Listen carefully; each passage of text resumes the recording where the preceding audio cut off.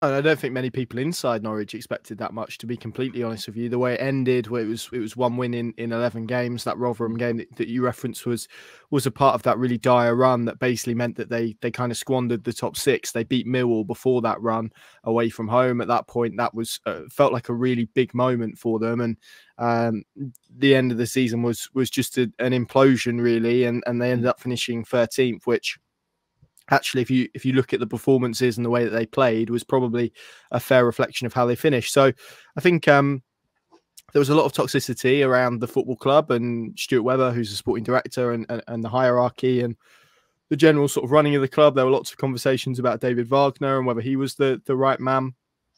So all of these were very live and very real conversations heading into this season. And probably realistically, a lot of people looked at the transfer business that they did and probably kind of shrugged their shoulders a little bit, and maybe didn't feel too inspired by like Ashley Barnes and Shane Duffy coming in, kind of experienced operators. And so far, it's just been a miraculous sort of turnaround. They look a completely different side. They're functioning in a completely different way. They're really exciting to watch. And there are suggestions within kind of the underlying data that the performance levels at the moment are sustainable. So there's a lot of excitement around it. I would call it cautious excitement. I think there's still a feeling that, being Norwich and the way that last season unravelled, this is all a bit too good to be true. And at some point there might be a bump in the road, and that may well have been Josh Sargent's injury. But yeah, so far so good. And it's I think a lot of people are just grateful to be enjoying football again, because that kind of eroded by the end of last season. Yeah, it's really interesting. Norwich have become a really adaptable team, so they're kind of capable of playing. So what they'll try and do on Saturday, I would imagine, is try and incite Rotherham to press them, and then they really like being able to play through that press and having space in behind to go and play in transition, which Russell Martin said they're one of the strongest teams in the league at. So they can do that, but equally, if a team sits in a low block, they're quite happy to try and play through teams as well. And we've seen a real mix and match between a really nice possession style at points, but also they're not afraid to mix it up and put a longer ball into Ashley Barnes if they need to, and then try and play off the second ball. So it's been really interesting to see how they've evolved and how they've played. You're right about Wagner. I think he's the type of character that's very good at cultivating people and bringing people together. And there was a real need for that at the end of last season, because it was so fragmented and the fans were turning against the hierarchy and the players, and that was affecting performances on the pitch. They hadn't scored a goal at Carrow Road since February, prior to this season, prior to the start of this season. So there was a lot of negativity that they had to turn around. He brought in a new coach who was at Huddersfield called Narcis Pelash, which was really which has kind of transformed what they've done tactically, and he's been really important as well. So they're doing a lot of really interesting stuff tactically. They're a very adaptable side. They've kind of been able to rise above every challenge that has come there in their direction. And yeah, it's been really good to watch. They're a really attractive, entertaining team at the moment, and that's probably reflected in obviously the goals that they've scored. They're the highest scorers in the championship so far. Yeah, and I think, whether you're a fan of expected goals or not, it's up to people, but that kind of shows that there's a sustainability to it. They've got the highest expected goals in the league as well, which proves that they are creating quality opportunities and good opportunities. And at Huddersfield last weekend, they were so clinical with the 4 goals that they've got, which was probably not necessarily reflective of the game.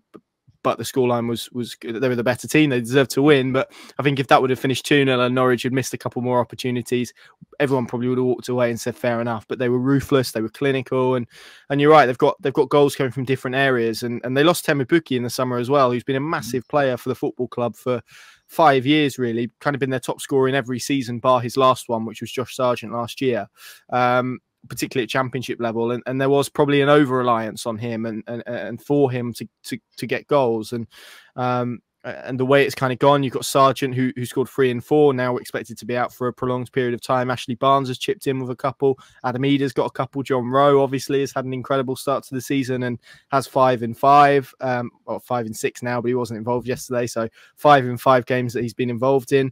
Gabriel Sarra's chipped in with a goal. So they're spreading goals around a little bit, which is really nice to see.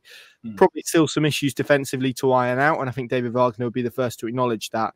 But from an attacking perspective, yeah, it's really clicked so far. Their fullbacks push so high, and again, it's that adaptability that I spoke about. They're really capable of scoring different types of goals. They've got Shane Duffy if you want to go and stick a set piece in. They can break through a team, as you might have seen with the opening goal against Millwall. They can score from any. They can score from range, from tap-ins. You know, they've got a whole kind of range of goals within them, and that's been really positive so far.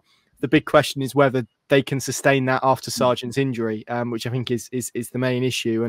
And but yeah, the goal scoring has been remarkable. And I think there's a lot of people, myself included, watching this Norwich team with just complete surprise at the way they've started this campaign. So yeah, long may it continue.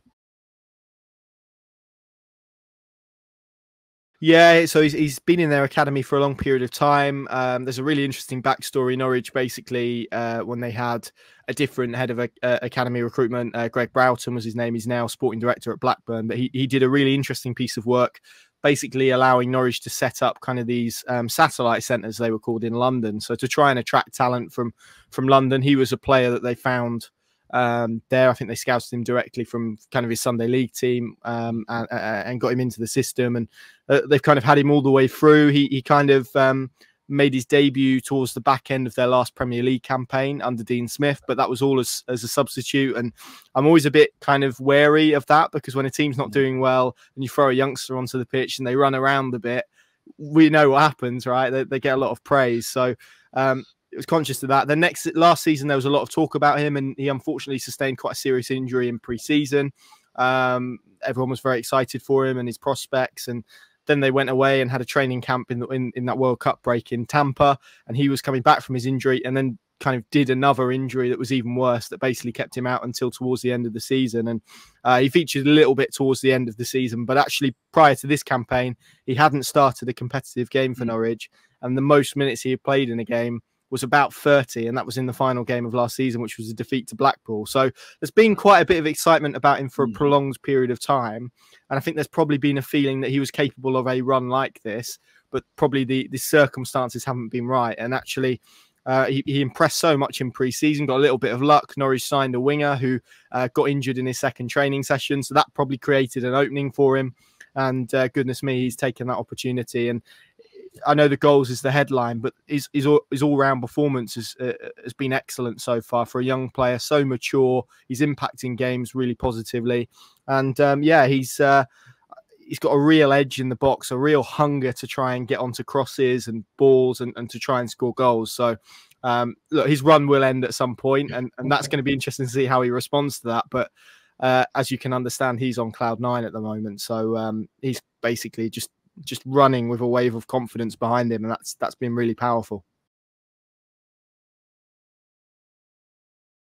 He will, yes. So he scored the opening goal on Saturday and kind of charged down a clearance from Lee Nichols, which deflected over Nichols' head, and then he beat him to a foot race and nodded the ball in and got clattered in the process, landed awkwardly, ankle ligament. So he's going to be out for a prolonged period of time. I think they're just weighing up whether he needs surgery. There is, though, I will mention, there is the possibility, and I think it's probably highly likely that Norwich will sign a striker before the deadline. So there's a possibility that there might be someone afresh coming into the squad that we don't know as of yet. They've been linked with Tom Cannon tonight, who's at Everton, was at Preston last season. So we'll see how it transpires. But yeah, Adam Ida probably likely to come in and replace him, I would say, up front with Ashley Barnes. So yeah, no Josh Sargent this weekend and for the foreseeable future as well.